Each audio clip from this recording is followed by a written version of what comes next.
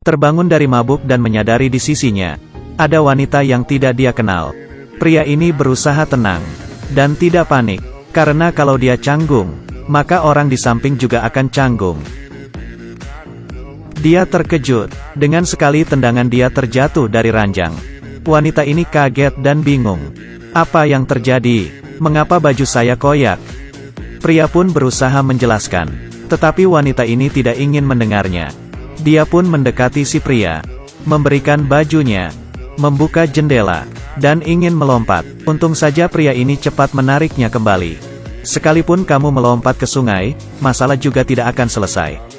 Setelah kejadian itu, mereka pun saling bertukar kartu nama. Karena tidur bersama semalaman, kejadian itu pun tidak terelakkan. Setelah melakukan sesuatu di luar, Daesu pun pergi ke kantor. Teman kerjanya memberitahukan kalau di atas ada yang sedang menunggunya. Tanpa banyak berpikir, dia pun naik ke atas dan dihajar. Iya benar, 3 pria ini adalah mafia. Mereka adalah kakaknya si wanita. Dengan marah, mereka meminta pria ini menulis surat pernyataan.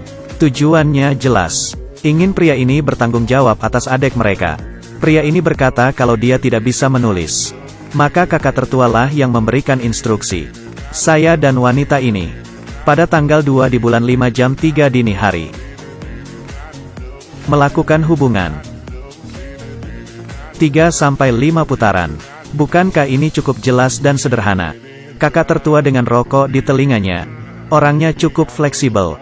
Pria ini pun hanya bisa menurut, menuliskan satu persatu kesalahannya, tapi yang tidak terpikir olehnya, ternyata ini adalah konspirasi. Pria ini bernama Daesu. Dia adalah lulusan terbaik di Universitas Seoul. Kaya dan berbakat, membuat dia dipandang oleh atasan. Sedangkan si wanita, Jin Kyo, adalah putri kesayangan pemimpin geng Zhang. Walaupun keluarganya kaya dan mempunyai kekuasaan, tetapi mereka orang yang tidak mempunyai budaya. Terutama 3 anak laki-laki Tuan Zhang. Mereka memanfaatkan Daesu, membuat dia mabuk dan tidur seranjang.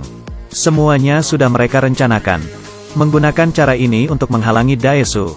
Tetapi mereka tidak tahu kalau Daesu sudah memiliki seseorang, kekasih yang telah lama bersamanya. Demi menutupi masalah ini dari kekasihnya, Daesu pun memkari Jin Kyo. Dia meminta Jin Kyo memeriksakan diri ke rumah sakit, membuktikan kalau dia tidak bersalah. Apa yang harus diperiksa? Saya tidak mengerti.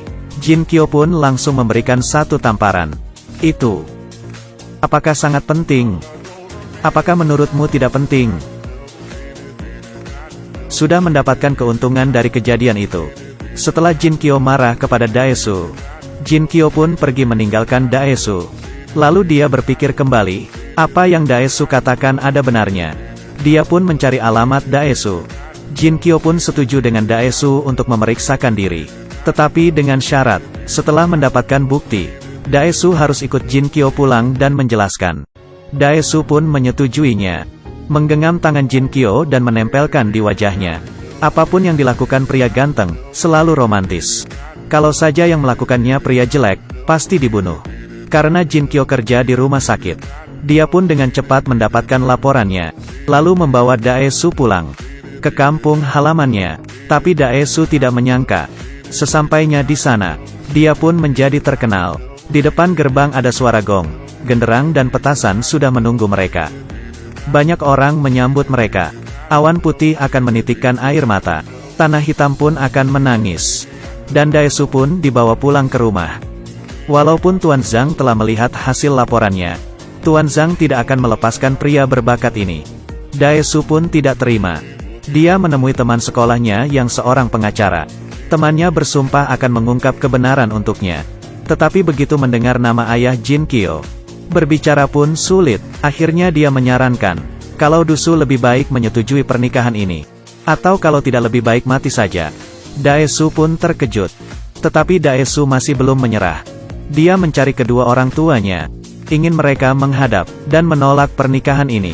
Mendengar anaknya dipaksa menikah, orang tuanya tentu tidak menyetujuinya. Mafia macam apa mereka? Gangster apaan? Kami pasti tidak akan menyetuinya. Tidak lama kemudian keluarga Jin Kyo pun datang. Dandanan ini membuat suasana menjadi tenang, yang seharusnya acara negosiasi. malah menjadi acara tunangan. Pada saat ayah Jin Kyo memotong daging sapi menggunakan pisau, malah membuat orang tua Daesu ketakutan, sampai menyetujuinya. Dalam perjalanan pulang orang tua Daesu menasehatinya, demi kebaikan ayah dan ibu, apakah kamu tidak bisa mengorbankan diri? Setelah melewati 2x kegagalan, Daesu pun tidak tahan lagi. Dia buru-buru mencari Jin Kyo, mengatakan kalau keluarga Jin Kyo adalah penjahat. Jin Kyo pun kesal, langsung memberikan tamparan kepada Daesu. Sebenarnya beberapa waktu ini, Jin Kyo mulai menyukai Daesu, tapi mendengar orang yang dia sukai berkata buruk tentang keluarganya, Jin Kyo pun menangis. Daesu tidak tahu bagaimana menenangkan Jin Kyo, hanya bisa memeluknya. Berada di situasi yang sulit ini, membuat suasana hati Daesu menjadi kacau. Dia pun meminta temannya untuk datang ke bar. Tanpa diduga dia tertipu oleh orang-orang di bar. Saat Daesu dan temannya mabuk, mereka menagih dengan biaya mahal. Daesu pun teringat dengan 3 kakak Jin Kyo. Dia meminta bantuan mereka. Mereka pun langsung datang. Melihat adik ipar mereka dibully, mereka mendatangi orang barnya dan menghabisi mereka. Daesu yang jengkel menyadari sekuat seseorang masih ada yang lebih kuat. Orang yang jahat akan mendapatkan balasannya sendiri. Tetapi mereka tidak mengetahui, bos di balik bar ini adalah seorang pemimpin mafia, dan adalah musuh keluarga Jin Kyo. Demi membalaskan dendam, mereka pun menculik Jin Kyo. Mengetahui Jin Kyo diculik, kakak Jin Kyo bergegas mencari Daesu untuk menyelamatkan Jin Kyo. 2 kelompok pun bertemu. Bau mesiu langsung meledak. Melihat kakak-kakak Jin Kyo, Daesu pun menjadi pemberani dan menyelamatkan Jin Kyo. Setelah melewati masa itu, Jin Kyo menyadari dia benar-benar merasakan jatuh cinta, dan 3 kakaknya semakin yakin dengan Daesu. Demi membuat mereka semakin dekat, mereka pun mulai merencanakan sesuatu. Memperkerjakan seorang model yang tampan, memancing kekasih Daesu, dan sengaja memperlihatkan kepada Daesu.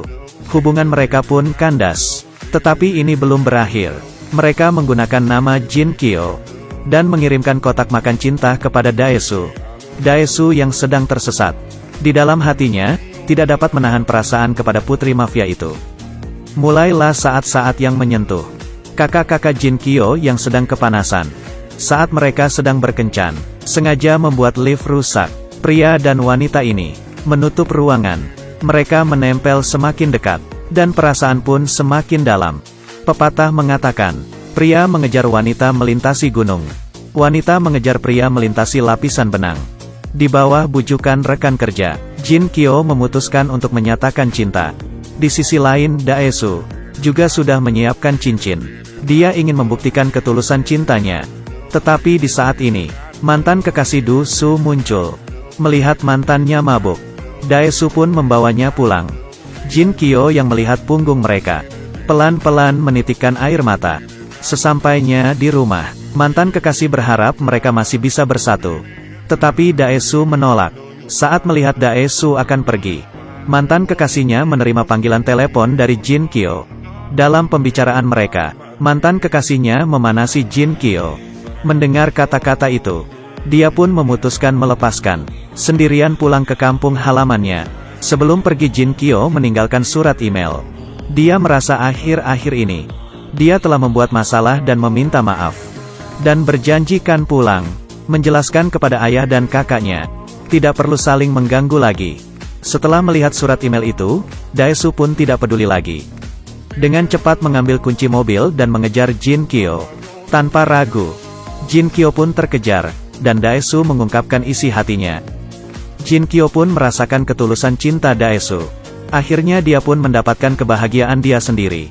Mereka pun akhirnya menikah di gereja. Kali ini mereka menikah tanpa paksaan dan tanpa bohongan. Hanya ada satu pasangan yang saling menerima. Saat pemberkatan dimulai, di luar gangster lain sudah datang. Mereka datang membuat keributan. Demi tidak merusak pernikahan adik mereka, 3 kakak Jin Kyo keluar menghadapi. Walaupun mereka terluka, mereka tidak akan mundur selangkah pun. Di sisi lain, setelah Du Su dan Jin Kyo bertukar cincin, mereka berpegangan tangan berlari keluar. Kali ini Du Su sudah menjadi keluarga Zhang. Dia yang tidak pernah berkelahi, juga ikut berdiri bersama kakak-kakaknya. Dia berdiri demi harga diri keluarganya. Cerita pun sampai di sini. Walaupun ini adalah cerita keluaran tahun 2002.